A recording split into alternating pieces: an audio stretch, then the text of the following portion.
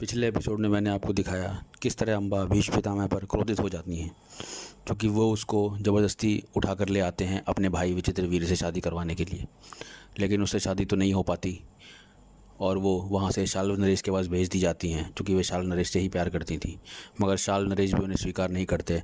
फिर उनके पास कोई और चारा नहीं बचता और वो भीष्म से विवाह के लिए कहती हैं, मगर भीष्म मना कर देते हैं। इससे अम्बा को बहुत क्रोध आता है और वो प्रतिशोध की आग में जलने लगती है।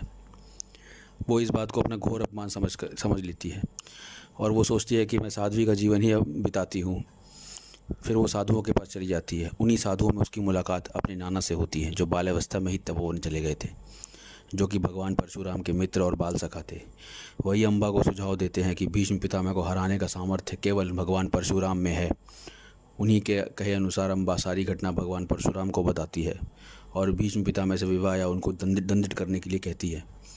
भगवान परशुराम अम्बा के इस कथन से बहुत क्रोधित हो जाते हैं और भीष्म को संदेश भेजते हैं कि इसी वक्त मुझसे मिलने आ जाओ। भीष्म पितामह उन्हें समझाते हैं कि भगवान, आप मेरे गुरु हैं, किंतु मैं अपनी प्रतिज्ञा नहीं तोड़ सकता। मैंने आजीवन ब्रह्मचारी रहने की प्रतिज्ञा कर ली है और मैं किसी भी हालत में अम्बा से विवाह नहीं कर सकता। मगर परशुराम परिस्थितियों को ढंग से समझ नहीं पाते और भीष्म को युद्ध के लिए चेतावनी देते हैं। भीष्म भी क्रोध में आ जाते हैं और वो उन्हें बताते हैं कि मैं भी आपसे युद्ध करने के लिए तैयार हूँ। महाभारत का युद्ध तो 18 दिन तक चला था, मगर परशुराम और भीष्म के बीच का ये भीषण युद्ध 24 दिन तक चला था और इस युद्ध में तमाम दिव्यास्त्रों तथा ब्रह्मास्त्र का भी प्रयोग किया गया था, जबकि महाभारत में किसी भी प्रकार से ब्रह्मास्त्र का प्रयोग नहीं किया गया था। भगवान परशुराम और भीष्म के बीच का ये युद्ध बहुत ही भीषण था। हर दिन ये युद्ध बिना किसी परिणाम के समाप्त हो जाता। कभी भीष्म घायल हो जाते तो कभी परशुराम घायल हो जाते और इसी तरह ये युद्ध चलता रहा। भीष्म पितामह बहुत परेशान हो गए किस तरह से परशुराम को हराया जाए। इस युद्ध के कारण आकाश और पाताल सभी जगह आग लग जाती थी, समुद्र का पानी सूखने लग जाता था। जैसे कि हम जानते हैं कि भगवान परशुराम विष्णु के अवतार थे और भीष्म उन 8 वसुओं में से एक के अवतार थे, इसलिए दोनों ही बहुत ही बलशाली थे। एक रात भीष्म पितामह अपने शिविर में जाकर सोचते हैं कि परशुराम को कैसे हराया जाए। तो उनके पूर्वज उनके स्वप्न में आके ही कहते हैं, उनके पूर्वज जो वसु हैं वो स्वप्न में आके ही कहते हैं कि पार्श्वपास्त्र का प्रयोग करके परशुराम को हराया जा सकता है। इससे न केवल उनको नींद आ जाएगी बल्कि उनकी पराजय भी हो जाएगी। भीष्म स्वप्न में ये देखते हैं और प्रसन्न हो जाते हैं। परशुराम के स्वप्न में उनके पूर्वज आते हैं और उन्हें बताते हैं कि भीष्म को कोई नहीं मार सकता है, भीष्म के बाद इच्छा मृत्यु का वरदान है, किंतु भीष्म का वध इंद्र के पुत्र के हाथों लिखा हुआ है, जो कि अर्जुन है और जो आने वाले समय में पृथ्वी पर अवतरित होगा।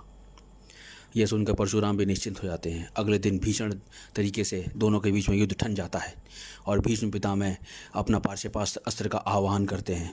जैसे ही वो उसका आह्वान करते हैं वैसे ही आकाशवाणी होती है कि हे भीष्म, इसका प्रयोग ना करो, इससे तुम्हारे गुरु का अपमान होगा। यह सुनते ही भीष्म उस अस्त्र को वापस विलीन कर देते हैं और ये देखकर परशुराम बहुत प्रसन्न हो जाते हैं कि उनके शिष्य ने उनका अपमान नहीं किया और अपने अस्त्र को वापस ले लिया।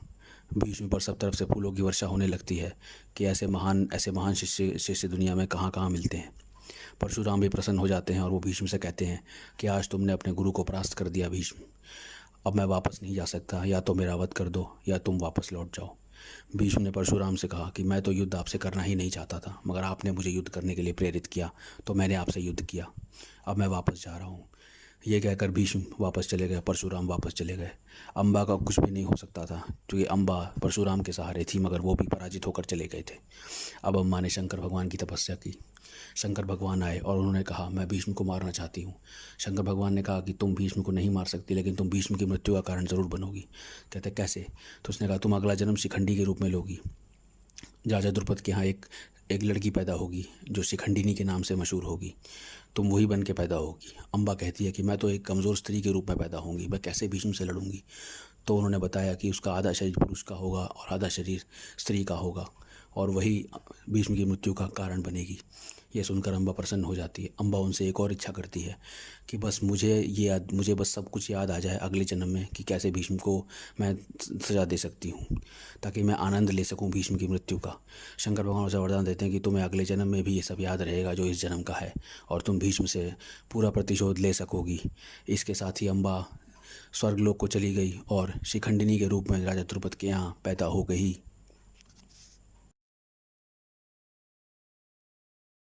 अगले एपिसोड में देखिए पांडु, धृतराष्ट्र और विदुर का जन्म तथा